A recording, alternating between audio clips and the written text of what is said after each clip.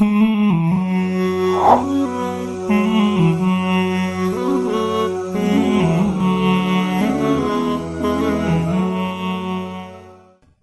ونصلی علی رسولہ الکریم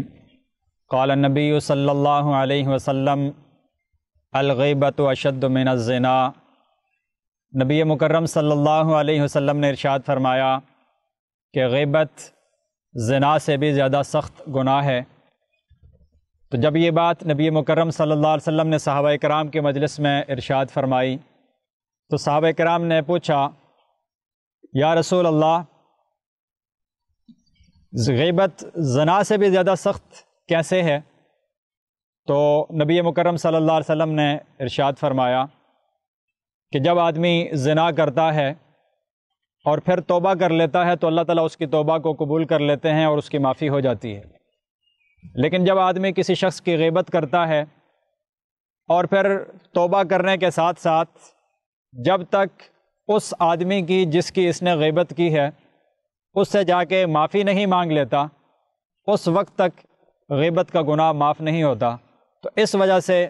کہ اس غیبت کے اندر معافی کے ساتھ ساتھ اللہ سے توبہ مانگنے کے ساتھ ساتھ اس بندے سے جس کی غیبت کی ہے اس سے بھی معافی مانگنا ضروری ہے، تب جا کے غیبت کا گناہ معاف ہوگا۔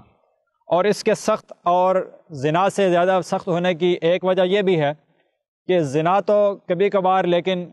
غیبت کا گناہ ایسا ہے کہ یہ بڑا بھی ہے اور بہت زیادہ عام ہے کہ اکثر لوگوں کو اس میں مبتلا دیکھا جاتا ہے کہ کیا مرد اور کیا عورتیں غیبت پہ غیبت، جہاں دو چار مرد بیٹھ گئے، جہاں عورتیں بیٹھ گئیں، وہاں کسی نہ کسی شخص کی غیبت کرنا شروع کر دیتی ہیں، فلاں ایسا ہے، فلاں ایسا ہے، فلاں ایسا ہے۔ ہم دوسروں کے بارے میں تبصرے اور دوسروں کے بارے میں غیبتیں کرنا شروع کر دیتے ہیں۔ تو غیبت کا گناہ بڑا بھی ہے اور عام بھی ہے کہ اس کو بہت زیادہ کیا جا رہا ہے، بہت زیادہ لوگ اس میں مبتلا ہیں۔ اور جب کوئی گناہ بڑا ہو اور پھر بہت زیادہ کیا جائے، کثرت سے کیا جائے،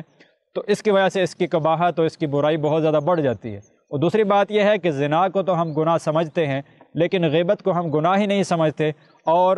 بڑے مزے لے کر دوسروں کی غیبتیں کرتے ہیں، دوسروں کے خلاف باتیں کرتے ہیں اور اپنی مجلسوں کو گرم کرتے ہیں کہ فلاں ایسا ہے، فلاں ایسا ہے، فلاں ایسا ہے۔ لیکن ہمیں یہ سوچ لینا چاہیے کہ غیبت ایک ایسا گناہ ہے کہ جس کی وجہ سے ہمارے اعمال ضائع ہو جاتے ہیں، جس کی وجہ سے ہم جو نیک اعمال کرتے ہیں، ہم کسی کی غیبت کر لیتے ہیں، کسی کی غیبت کرنے کی وجہ سے وہ ہمارے سارے نیک اعمال ضائع ہو جاتے ہیں۔ اس لیے ہمیں یہ چاہیے کہ ہم اپنے نیک اعمال کریں اور دوسروں کے خلاف باتیں کرنا اور دوسروں کے خلاف پروپیگنڈا کرنا اور دوسروں کے خلاف لوگوں کی مجلسیں گرم کرنا کہ فلاں ایسا ہے، فلاں ایسا ہے، اس سے مجھے اور آپ کو کیا ملے گا؟ مجھے اور آپ کو کچھ بھی ملنے والا نہیں۔